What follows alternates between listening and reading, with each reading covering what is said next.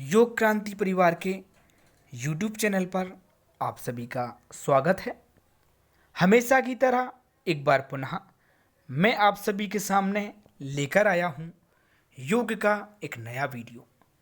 लेकिन शुरुआत करने से पहले आप सभी से कहना चाहूँगा कि यदि आपने अभी तक हमारा चैनल सब्सक्राइब नहीं किया है तब आप सब्सक्राइब कर लें, साथ ही साथ लाइक करें, शेयर करें और कमेंट भी करें। बेल आइकन का बटन भी दबा लें ताकि सारे नोटिफिकेशन आपको सही समय पर मिल सकें।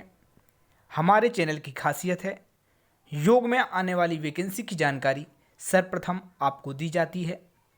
यूजीसी नेट, वाईसीबी या फिर योग के अन्य एग्ज़ाम हों, सभी की तैयारी बहुत ही ज़्यादा अच्छे तरीके से करवाई जाती है। योग की कोई भी लेटेस्ट अपडेट हो तो वह भी सर्वप्रथम आप तक पहुंचाई जाती है। आज हम बात करेंगे पातंजल योग सूत्र की। पातंजल योग सूत्र के पार्ट 1 और पार्ट 2 मैं पहले बना चुका हूं। आज का पार्ट 3 है। यदि आपने वह 2 वीडियो नहीं देखे हैं तब आप हमारी प्लेलिस्ट में जाकर देख सकते हैं या फिर आप हमारी डिस्क्रिप्शन बॉक्स में भी जाकर देख सकते हैं।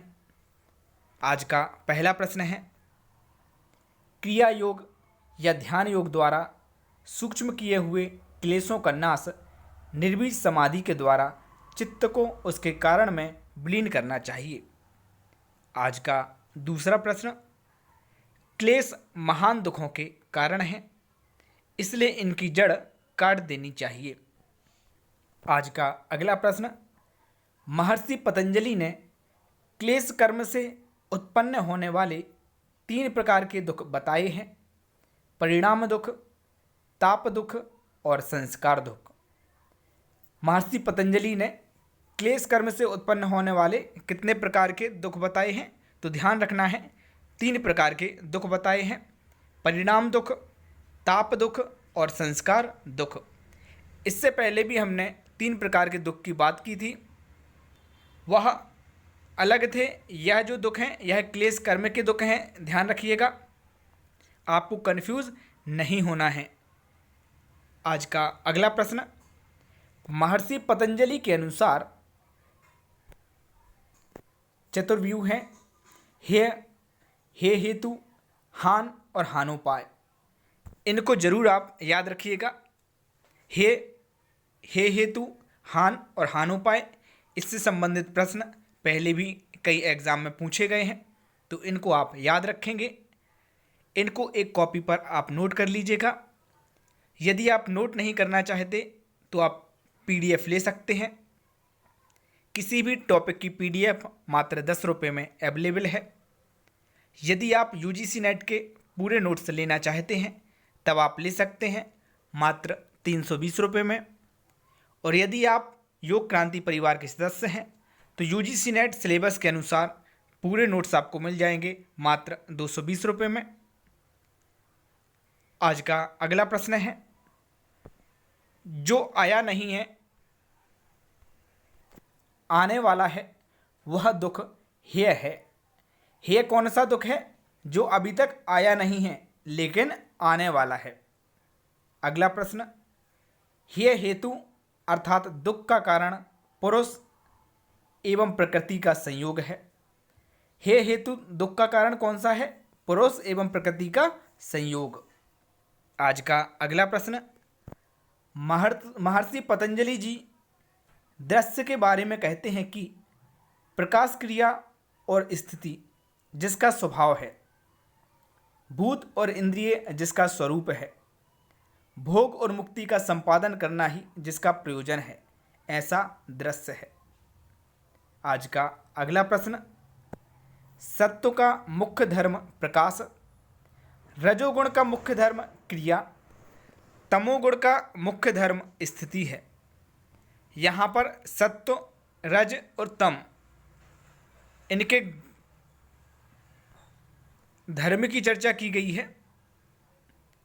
अगला प्रश्न, 5 स्थूल भूत, 5 तन्मात्राएं, 5 कर्मेंद्रियां, 5 ज्ञानेंद्रियां एवं मन, बुद्धि और अहंकार, ये 23 तत्व प्रकृति के कार्य होने से उनका स्वरूप हैं।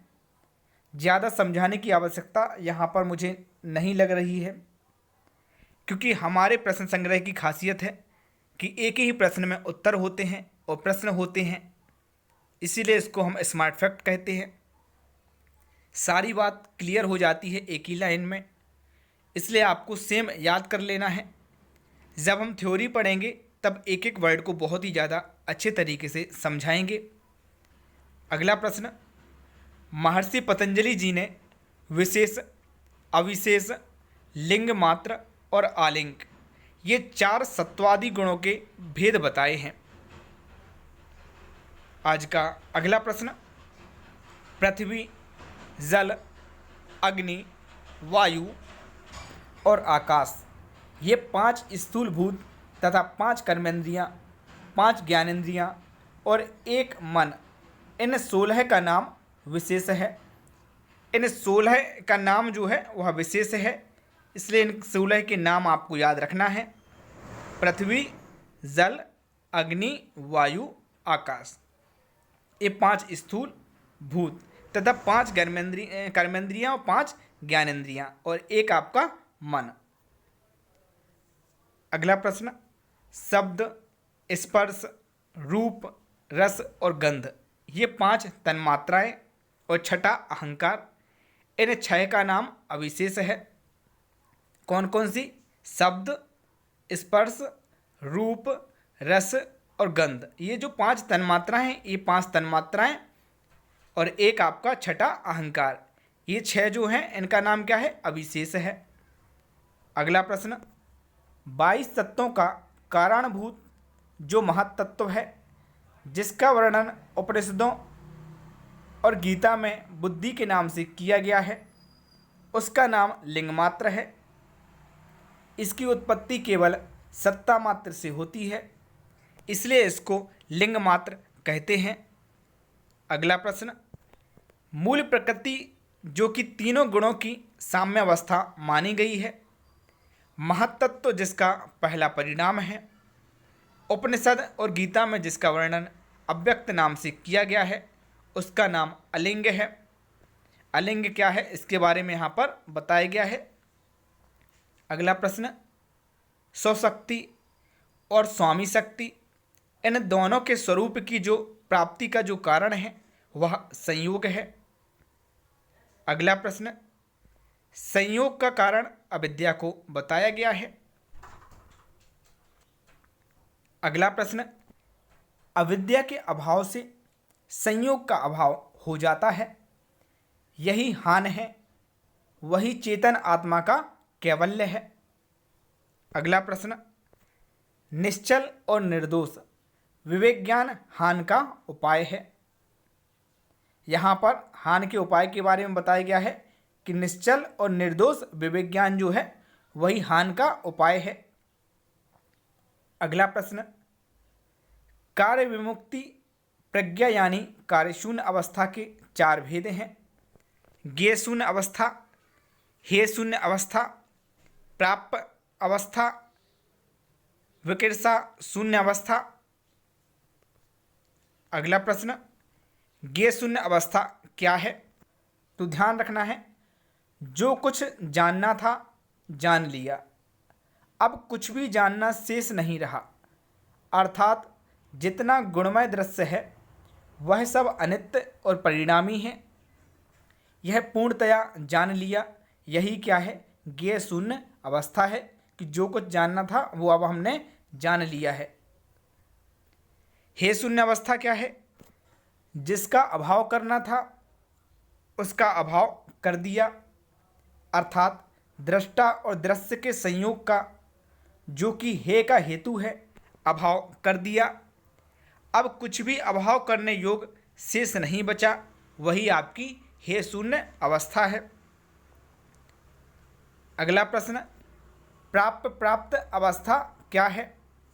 तो जो कुछ प्राप्त करना था प्राप्त कर लिया, अर्थात समाधि द्वारा केवल अवस्था की प्राप्ति हो चुकी, अतः अब कुछ भी प्राप्त करना शेष नहीं बचा, वही आपकी प्राप्त अवस्था है। चिकित्सा शून्य अवस्था, जो कुछ करना था कर लिया, अर्थात हान का उपाय जो निर्मल और अचल विवेक ज्ञान है उसे सिद्ध कर लिया। अब और कुछ करना शेष नहीं रहा। अगला प्रश्न, चित्त विमुक्ति प्रज्ञा के 3 भेद बताए गए हैं।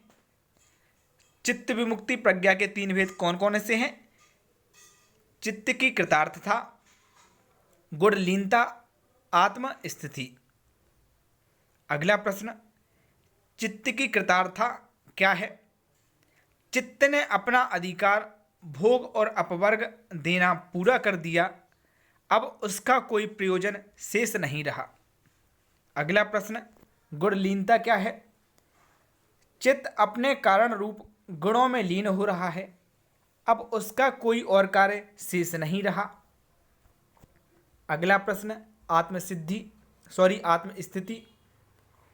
पुरुष सर्वथा गुणों से अतीत होकर अपने स्वरूप में अचल भाव से स्थित हो गया। अगला प्रश्न, पातंजल योग सूत्र के अनुसार योग के 8 अंग हैं। यम, नियम, आसन, प्राणायाम, प्रत्याहार, धारणा, ध्यान और समाधि। इनको आप इसी क्रम में याद रखेंगे, क्योंकि प्रश्न बन सकता है कि पातंजल योग सूत्र के अनुसार योग के 8 अंग कौन कौन से हैं, इनको क्रम में व्यवस्थित कीजिए। तो आपको आना चाहिए इसी क्रम में कि पहला यम, दूसरा नियम, तीसरा आसन, चौथा प्राणायाम, पांचवा प्रत्याहार, छठवां धारणा, सातवां ध्यान और आठवां आपका समाधि। अगला प्रश्न, अष्टांग योग के नाम दूसरे अध्याय के 29वें सूत्र में बताए गए हैं। प्रश्न आपसे पूछा जा सकता है कि अष्टांग योग के नाम जो हैं कौन से अध्याय के कौन से श्लोक में बताए गए हैं, तो ध्यान रखना है दूसरे अध्याय के 29वें सूत्र में बताए गए हैं। यम 5 बताए गए हैं, अहिंसा, सत्य, अस्तेय, ब्रह्मचर्य और अपरिग्रह। कई जगह पर यम के 10 वर्णन भी मिलते हैं कि यम 10 प्रकार के हैं, लेकिन पातंजल योग सूत्र के अनुसार सिर्फ 5 प्रकार के हैं। इन 5 प्रकार के नाम आपको आना चाहिए, अहिंसा, सत्य, अस्तेय, ब्रह्मचर्य और अपरिग्रह। अगला प्रश्न, नियम भी 5 बताए गए हैं, शौच, संतोष, तप, स्वाध्याय और ईश्वर प्रणिधान। अलग अलग ग्रंथ में अलग अलग इनकी भी संख्या बताई गई है। बहुत सारे ग्रंथों में नियम भी 10 बताए हैं, लेकिन पातंजल योग सूत्र में नियम केवल 5 बताए हैं, शौच, संतोष, तप, स्वाध्याय, ईश्वर प्रणिधान। इस तरह से एक वाक्य आपको पातंजल योग सूत्र में मिलता है, शौच, संतोष, तपस्वाध्याय, ईश्वर प्रणिधानानि नियमाः। ऐसे ही यहाँ पर यम के बारे में भी आपको लिखा हुआ मिलता है, अहिंसा, सत्य, अस्तेय, ब्रह्मचर्य, अपरिग्रह, यमः। अगला प्रश्न, पातंजल योग सूत्र के अनुसार अहिंसा की दृढ़ स्थिति हो जाने पर उस योगी के निकट सब प्राणी वैर का त्याग कर देते हैं। मतलब यदि आपने अहिंसा की सिद्धि को प्राप्त कर लिया तो कोई भी प्राणी आपसे बैर नहीं रखेगा, सभी बैर का जो है त्याग करके आपके निकट आने लगते हैं। सत्य की दृढ़ स्थिति हो जाने पर क्रियाफल के आश्रय का भाव आ जाता है। अगला प्रश्न, चोरी के अभाव की दृढ़ स्थिति आ जाने पर सब प्रकार की रत्न प्रकट हो जाते हैं। यहाँ पर यम के लाभ बताए जा रहे हैं, इनको आप नोट कर लीजिएगा क्योंकि प्रश्न बन सकता है। ब्रह्मचर्य की दृढ़ स्थिति हो जाने पर सामर्थ्य का लाभ होता है। अपरिग्रह की स्थिति हो जाने पर पूर्व जन्म कैसे हुए थे इस बात का भली भांति ज्ञान हो जाता है।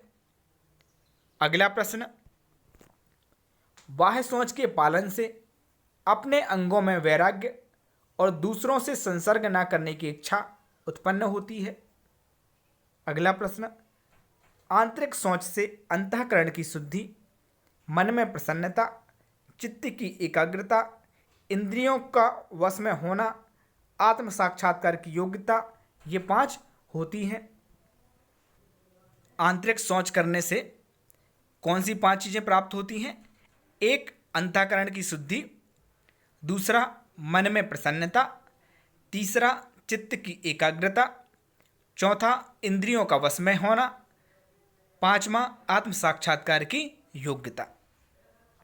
अगला प्रश्न, संतोष से जिससे उत्तम दूसरा कोई सुख नहीं है, ऐसे सर्वोत्तम सुख का लाभ होता है। संतोष जो है सबसे बड़ा सुख है कि जो है वही आपके लिए पर्याप्त है, संतुष्टि होना।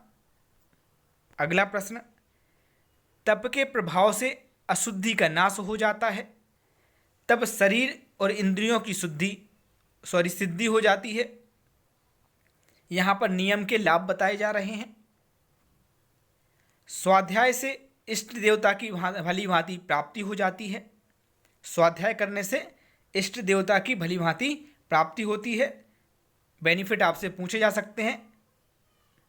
अगला प्रश्न, ईश्वर प्रणिधान से समाधि की सिद्धि हो जाती है।